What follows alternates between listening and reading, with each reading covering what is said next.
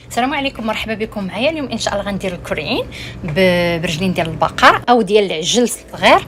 ندير المقادير ان شاء الله. عندي معلقه صغيره ديال السكينجبير، عندي معلقه صغيره ديال التحميره يعني الفلفل الاحمر، وعندي معلقه صغيره مع مراش ديال الكركم، وعندي تقريبا 5 ديال الفصات ديال الثوم، عندي نص معلقه ديال الكمون، وعندي معلقه صغيره ديال القزبر حبوب، وعندي راس المعلقه صغيره ديال الابزار الابيض، وعندي واحد 2 عظومه ديال التمر غير باش زعما يطيب ليا. كان يعني هاد الرجلين هادو كانوا ما تيطيبوش مزيان. وعندي هنايا تقريبا قل من ربع كاس ديال الزيت مخلط بالمائده ولا زيت الزيتون، وعندي زعفران شعره اختياري.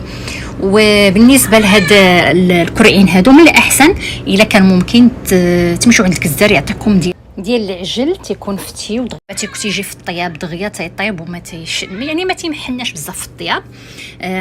عندي هنايا بصله كبيره مشلضه.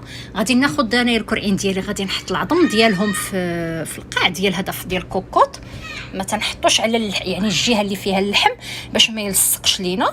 ومن بعد غادي نضيف عليه البصله وغنضيف عليه التوابل، يعني ما تيبغيش هذه قوه ديال كي تنقولوا حنا تشحار، فراه غنسدوا عليها كلشي غادي يطيب ان شاء الله. فكي قلت غادي نزيد البصله وغادي نزيد التوابل ديالي، وغادي نخليها غير شويه هكا بيد ما تغلى ليا. عاد غادي نزيدها الماء اللي تنغطيها بالماء، يعني القياس اللي غادي يطيب لينا هاد الكرعين هادو. بالنسبه للثومه غادي نلوحها بحال هكا، راه كلشي تيذوب في الاخر. ومن بعد غادي نحل عليها. بالنسبه للحمص انا درت نص كيلو ديال الحمص. هاد الكرعين هادو فيهم تقريبا كيلو ونص، يعني 3 باوند جايه كيلو ونص ديال الكرعين. الحمص اختيار، بغيتو تزيدوا كتر تزيدوا كتر. انا بالنسبه لي اكتفيت غير بنص كيلو ديال الحمص اللي مرقد قبل وكان عندي في المجمد، فهو دغيا تيسهل في الطياب. الا ما كانش راه ترقدوا الحمص بالليل وغدا عاد تستعملوه. صافي غادي كي قلت غادي نعمر، غندير الكوكوط ديالي فيها الماء القياس اللي غادي يطيب لي، يعني حتى نغطي هذاك الكرعين. وتقريبا خدا ليا 1 ساعه وربع ديال الطياب. غادي نحل عليه ومن بعد غادي نضيف عليه الحمص وعاد غنسد عليه عاوتاني.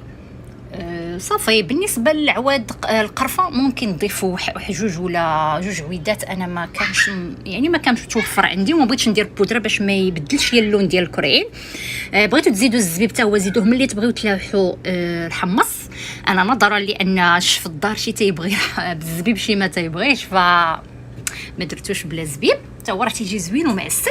الا كنتو غتضيفوا الزبيب غتزيدوا معاه شويه ديال العسل او السكر حبيبات ملي تبغيو تلاوحوا الزبيب.